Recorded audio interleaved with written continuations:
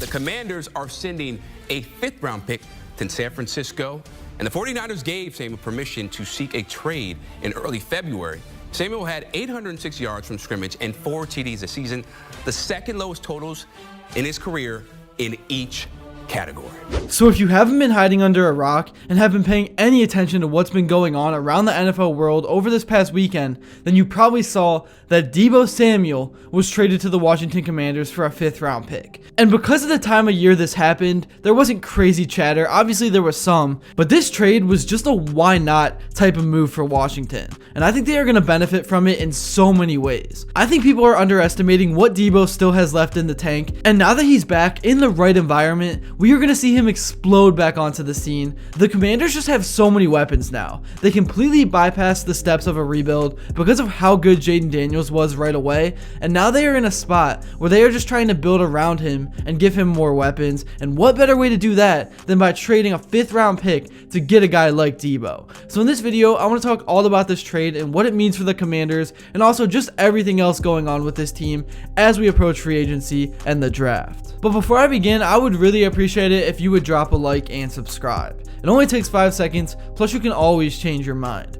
We are on the road to 50,000 subscribers, and with your support, I believe that we can get there super fast. Alright, so like I said, if you're a Commanders fan right now, you have to be feeling pretty good, because Deebo Samuel is on his way to the nation's capital to join Terry McLaurin to create what really could be a monster duo around Jayden Daniels. Deebo is a guy that is just the ultimate versatile piece. He's one of the best receivers in the screen game, and we all know he just makes plays. That's the best way to describe him. Doesn't matter if you hand the ball off to him, it doesn't matter if you ask him to block. Even at the older parts of his career, he still is going to go out there and make winning plays, especially in this new environment, because whatever was going on in San Francisco was just toxic both ways. I thought Deebo acted poorly, but what the Niners did was also strange, not trading him and then losing him for only a 5th. I know when you talk about Deebo Samuel, everyone thinks back to his amazing 2021 season, which was 4 years ago, crazy enough, but I do think he can get back to that. Obviously not the full form, but on this Commanders team, I think Deebo can get to close to 1,000 yards if Cliff Kingsbury can be creative enough with the motions, the jet sweeps, all that stuff. And then the reason why I love this trade even more is that Deebo doesn't have to do it all. The pressure is off, he's just kind of an added bonus, especially with the fact that the Commanders aren't done yet. There still is all the free agency in the draft ahead, but even right now, Terry McLaurin is the #1 wide receiver. He's going to be getting priority from opposing defenses, and at 29 years old, he is coming off a season with 1,096 yards, just short of 1,100, with 13 touchdowns. He's at the prime of his career, and I think all Deebo is going to do is open up the field for him way more than what he was working with last season. So that's my opinion on what Deebo does for this team and what the Deebo and McLaurin duo can be. But now let's move on to free agency, because there is still so much more that is about to go down with this team over the next few weeks. Washington came into this offseason with the 3rd most cap space in the NFL, and of course received a big boost from the NFL bumping up that amount even more, as they did for every team. But Adam Peters already has said that Washington will be busy this offseason. These were his direct words: "We'll be active in free agency because we have to be just to field the team." He also said, "But a lot of those will look to bring guys back we had last year." And obviously, if you know me, I think continuity is one of the most important things in the entire sport. Among the key free agents Peters would like to bring back from last year's 12-5 team are veteran linebacker Bobby Wagner and tight end Zach Ertz. Washington spent last offseason signing good but not elite players in free agency, such as linebacker Frankie Louvu and center Tyler Biadasz, and it's likely the Commanders will seek the same sort of players this time as well. And let's talk about some possible scenarios, because one edge rusher that recently put himself in the trade market and made himself available has been linked to pretty much every team. It's crazy how that works, but for Washington, because of the money thing, it is more realistic than some of the other teams. It's almost a guarantee now that Myles Garrett will be out of Cleveland sooner rather than later, and if I'm Cleveland, I would rather have the return from Garrett than an unhappy Myles next season. And Cleveland has way bigger problems to deal with right now than just Garrett, so I think he's going to get traded, and I think the Commanders are a possible suitor. Washington needs an impact defensive player, and few, if any, would provide more of a boost than Garrett. The NFL's Defensive Player of the Year in 2023 and a first-team All-Pro at defensive end in 4 of the past 5 years. As one NFC offensive coach said,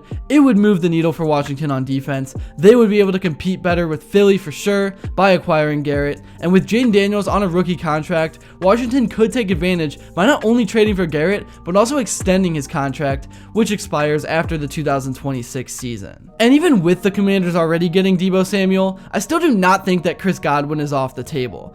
Obviously, if they get him, that's the last move you really would have to make in terms of playmaking. He definitely would be pricey, but Godwin is just Mr. Consistent. And I mean, could you imagine Chris Godwin playing as a wide receiver number 3? Holy cow, that would be terrifying, even with him coming off that injury. But one thing is already clear. Even before the Commanders make any more moves outside of Deebo, Jayden Daniels is fired up. As soon as the trade happened, Daniels put the picture up on his story, and this team really does feel like a contender now. Daniels is just that guy. I know we often see those sophomore slumps and teams that go on a run like Washington did not do anything the following year, but that's not going to happen with this team.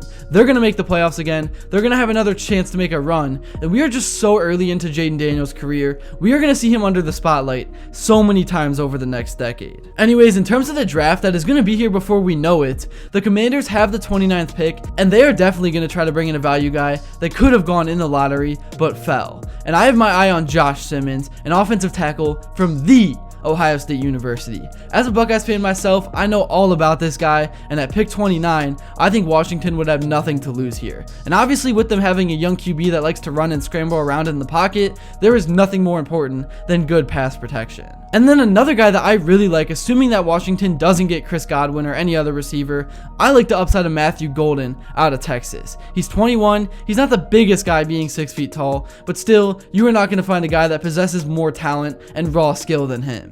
If he gets in the right environment and develops, he could become a big time receiver at the NFL level. And then another player I am eyeing on the defensive side of the ball is Michael Williams out of Georgia. Obviously this would be a pick for Dan Quinn, and any defensive player out of Georgia usually is a good bet to take. It is definitely an exciting time to be a Commanders fan right now. They definitely accomplished so much in 2024, and they are in a spot where they can only go up from here. With the cap space and young talent, you would really have to mess things up bad to decline. And I think if they can add just a few more pieces, the Commanders really do have a shot to compete with Philly in the NFC. But I'm very curious to hear what you guys think in the comments below. That's really all I have to say for this video. Thank you all so much if you made it to this point, and if you enjoyed and haven't yet, please be sure to drop a like and subscribe because your support truly does mean the world. And also, let me know who you'd like to see next, and until then, I will see you all later.